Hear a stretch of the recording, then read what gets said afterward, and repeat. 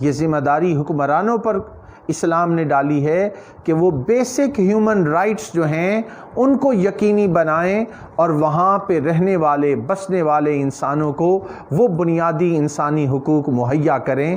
یہ ان کی ذمہ داری ہے۔ کوئی بھی حکومت اور کوئی بھی حکمران جب تک وہ ذمہ داری ادا نہیں کرتا، بیسک ہیومن رائٹس انسانوں کو نہیں ملتے، وہ صحیح معنوں میں تاجدار کائنات حضرت محمد مصطفیٰ صلی اللہ علیہ وآلہ وسلم کی پیروی نہیں کر رہا، وہ صحیح معنوں میں ریاست مدینہ کے قیام کو یقینی نہیں بنا رہا۔ اب وہ کون سے بیسک ہیومن رائٹس ہیں، میں اجمالاً اس کا ذکر کر دیتا ہوں، تفصیل تو بہت زیادہ ہے۔ پہلا جو بنیادی چیز بیسک ہیومن رائٹس میں ہے وہ ہے پروٹیکشن آف لائف، یعنی زندگی کا حق۔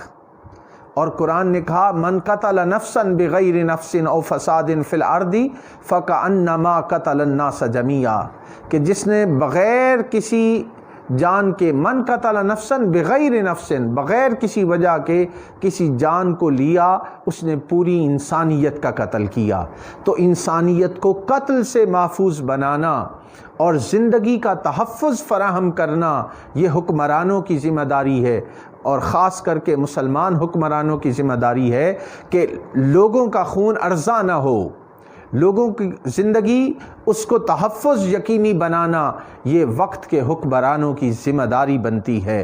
آج ہمیں دیکھنا ہوگا اور حکمرانوں کو بھی جائزہ لینا ہوگا کہ کیا معصوم انسانوں کا قتل تو نہیں ہو رہا، کیا ان کی زندگی محفوظ ہے۔ دوسری اہم بات وہ ہے رائٹ ٹو پرسنل فریڈم، یعنی ذاتی آزادی۔ کیا انسان آزادی کے ساتھ زندگی گزار رہے ہیں، اس کو یقینی بنانا یہ دوسرا بنیادی رائٹ ہے۔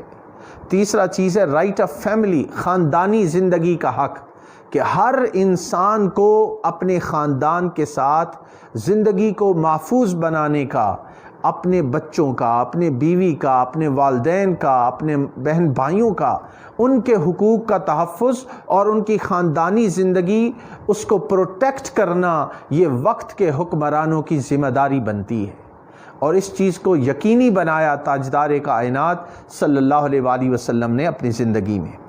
ایک ہے رائٹ آف ایکوالٹی، یعنی حق مساوات، کہ تمام انسان وہ برابر حیثیت رکھتے ہیں اور ان کے لیے ایکول اپرچونٹیز ہیں، قانون کی نظر میں، معاشرے کی نظر میں اور حکومت کی نظر میں سارے انسان برابر ہونے چاہیے۔ یہ نہیں کہ چند کے ساتھ امتیازی سلوک برتا جا رہا ہو اور چند کے ساتھ جو ہے غیر امتیازی سلوک کیا جائے اور ان کو اپنی زندگی صحیح معنوں میں گزارنے کی وہاں پہ اجازت نہ ہو۔ تو مساوات، برابری، قانون کی نظر میں برابری، اپرچونٹیز کے حوالے سے برابری اور میرٹ کی نظر میں برابری، ان چیزوں کو یقینی بنانا یہ وقت کے حکمرانوں کی ذمہ داری بنتی ہے۔ رائٹ ٹو ایکسپریس، یعنی رائٹ آف ایکسپریشن، جسے آزادی رائے کہتے ہیں، کہ ہر شخص کو کہنے کی آزادی ہو، یہ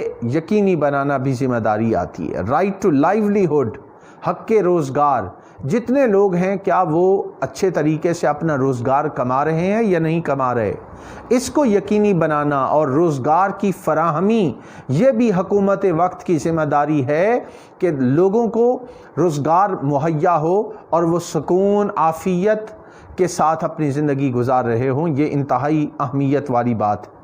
اگلی بات ہے پروٹیکشن آف پراپرٹی، لوگوں کو ان کی پراپرٹیز اور ان کی مال جو ہے، ان کا خاندان جو ہے، ان کا گھر جو ہے، ان کا کاروبار جو ہے، حق ملکیت ان کو دستیاب ہو اور اس کو یقینی بنائیں حکمران، یہ ان کی ذمہ داری بنتی ہے۔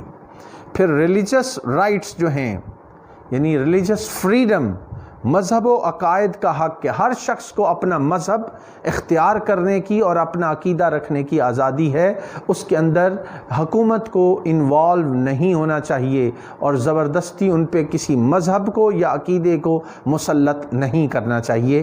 یہ بھی ایک بڑی بنیادی بیسک ہیومن رائٹ میں آتا ہے۔ رائٹ ٹو جسٹس، عدل و انصاف، کیا سب کو برابر مل رہا ہے؟ آج جب ہم اپنی عدلیہ کا جائزہ لیتے ہیں اور ہماری عدالتوں میں لوگ بیچارے سال ہا سال تک انصاف کی تلاش میں پھرتے ہیں، مگر جو چیز ان کو نہیں ملتی وہ انصاف نہیں ملتا۔ انصاف جب وقت پہ نہ ملے تو پھر معاشرے میں جرائم جنم لیتے ہیں، پھر وہ معاشرہ ظالمانہ معاشرہ بن جاتا ہے۔ حکمرانوں کی ذمہ داری بنتی ہے کہ وہ لوگوں کو سستا اور فوری طور پہ انصاف فراہم کریں تاکہ معاشرے کے اندر امن کو یقینی بنایا جا سکے۔ اگلی اہم بات ہے پولیٹیکل اینڈ سوشل رائٹس، کہ سماجی اور سیاسی حقوق کا انسانوں کو تحفظ ملے۔ جب تک یہ بنیادی حقوق انسانیت کو نہیں مل جاتے، کوئی بھی حکمران صحیح معنوں میں نبی پاک علیہ الصلاۃ والسلام کا پیروکار نہیں ہو سکتا، اور وہ صحیح معنوں میں ایک ریاست مدینہ قائم نہیں